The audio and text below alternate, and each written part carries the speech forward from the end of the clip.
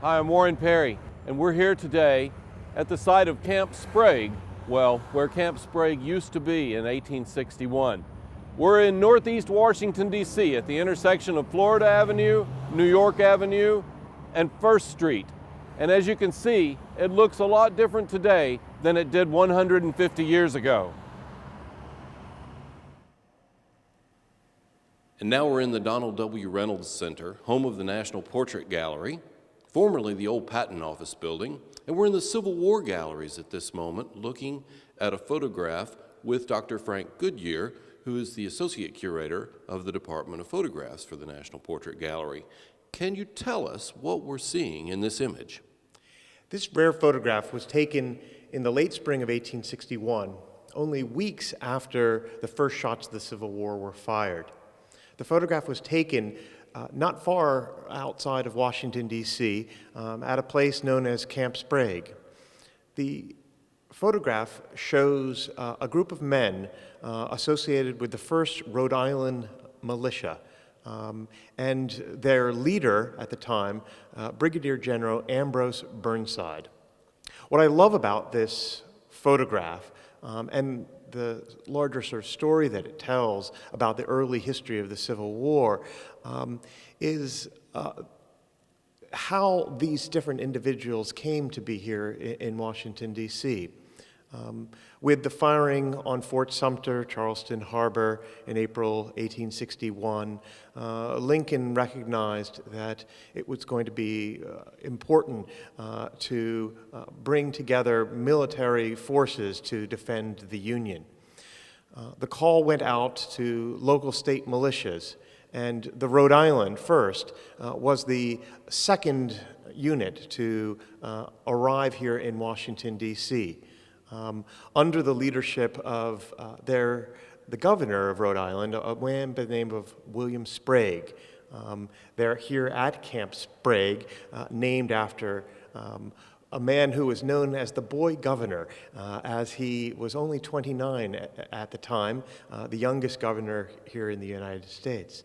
But he was definitely somebody who was a fervent supporter of President Lincoln, of the Union, and he wanted to throw Rhode Island's support behind the Union cause.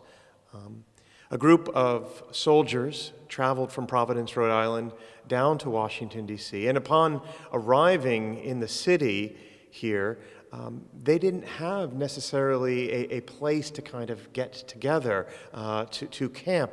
And what's so remarkable is that they set up a makeshift camp here at the old Patent Office building, now home to the National Portrait Gallery, in this very building, before ultimately settling on a farm outside of Washington, where they established Camp Sprague. So inside this image, we see Burnside, and we see a sign that says, "Welcome home." Can you explain that to us? Well, this is just speculation, because I don't know specifically what the sign speaks to. But Burnside, who was a West Point graduate, who had fought in the Mexican War, had fought in the American West in the years before the Civil War, had been out of the military for several years. And I would speculate that this sign was produced literally to welcome Burnside back into military service. But a service that both Burnside and others felt was going to be short-lived, as this conflict with the South, many believed, was going to not last quite long. Though, of course, at the first Battle of Bull Run, where the 1st Rhode Island militia fought, Burnside and the larger Union came to understand that this was going to be a much more prolonged affair. The Confederate victory at Bull Run over Burnside and others shocked the nation. And do you have any speculation as to who might have taken the photograph? You know, at this time in Washington, D.C., there were a dozen or so professional photographers. Very few were working with this large size format.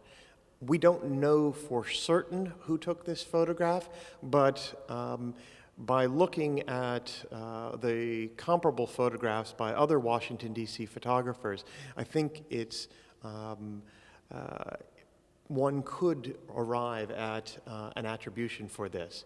We'd like to think that this might have been made by Alexander Gardner, the famous chronicler of the Civil War, who in 1861 was serving as an assistant to Matthew Brady, actually ran Brady's Washington studio. And Gardner had done a lot of work with large format photography. And so we speculate that this picture might have been made by him, though at this time further research needs to be done.